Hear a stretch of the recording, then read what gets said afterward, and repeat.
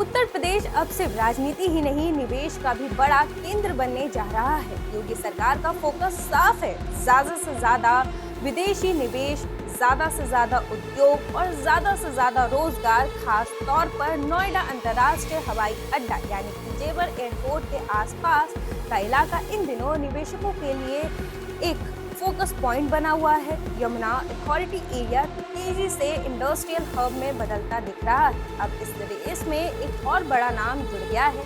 एक जापानी कंपनी ने जेवर एयरपोर्ट के पास मेगा फूड प्रोसेसिंग प्लांट लाने की तैयारी शुरू कर दी है। माना जा रहा है कि ये प्रोजेक्ट न सिर्फ हजारों लोगों के लिए रोजगार के दरवाजे खोलेगा, बल्कि किसानों को भी बड़ा बाजार उपलब्ध कराएगा, यानी फायदा ही फायदा।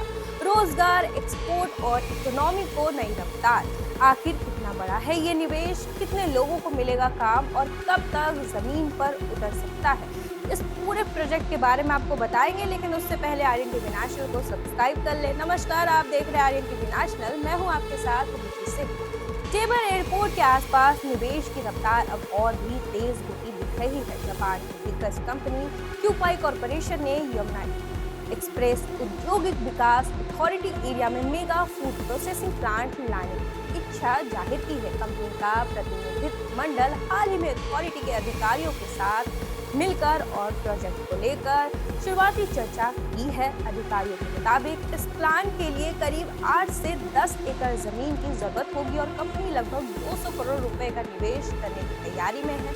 माना जा रहा है कि जल्द ही कंपनी औपचारिक प्रस्ताव सौंपेगी, जिसे बोर्ड और उद्योग विभाग की मंजूरी के बाद भेजा जाएगा। दिलचस्प बात यह है कि ये नोएडा यमुना अथॉरिटी एरिया में तीसरा बड़ा फूड प्रोसेसिंग प्रोजेक्ट होगा। इससे पहले पतंजलि आयुर्वेद लिमिटेड और इनोवा फूड पार्क को भी जमीन आवंटित की जा चुकी है। यानी साफ है, जेवर एयरपोर्ट के आसपास का इलाका सिर्फ उड़ानों का नहीं, बल्कि उद्योग और रोजगार का भी नया हब बनने की रफ्तार पर है।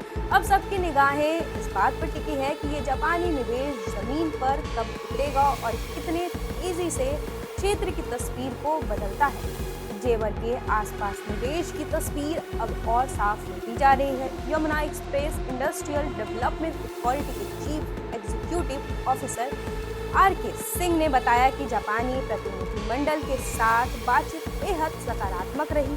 कंपनी के प्रतिनिधि यहाँ तक कि इंफ्रास्ट्रक्चर फैसिलिटी, सड़क कनेक्टिविटी और औद्योगिक माहौल से संतुष्ट नजर आए। सीईओ के मुताबिक जैसे ही कंपनी की ओर से औपचारिक प्रस्ताव मिलेगा, उसे तय प्रक्रिया के तहत समीक्षा के लिए आगे बढ़ा दिया जाएगा और फिर नेसेसरी अप्रूवल दी जाएगी। अधिकारियों का कहना है कि ये क्षेत्र पहले ही फूड प्रोसेसिंग हब के रूप में उभर रहा है और ये तीसरा बड़ा प्लांट होगा।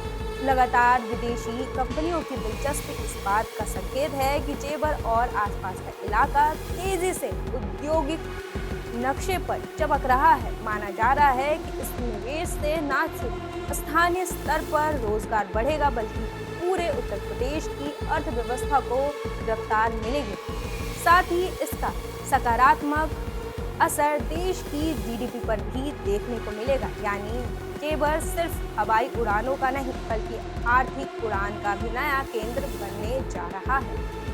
जेवर की धरती अब सिर्फ विमानों की उड़ान नहीं, बल्कि विकास की नई ऊंचाइयों की दिशा में आगे बढ़ रहा है। उत्तर प्रदेश में जिस तरह लगातार विदेशी कंपनियां निवेश के लिए आगे आ रही है, उसे कई लोग सीएम योगी की अगुवाई में बनी स्थिर नीतियों, बेहतर कानून व्यवस्था और मजबूत इंफ्रास्ट्रक्चर का नींव मान रहे हैं। इंडस्ट्रियलाइजेशन, कॉरिडोर, एक्सप्रेस और एयरपोर्ट जैसे बड़े प्रोजेक्ट्स ने प्रदेश की छवि को बदलने में अहम भूमिका निभाई है।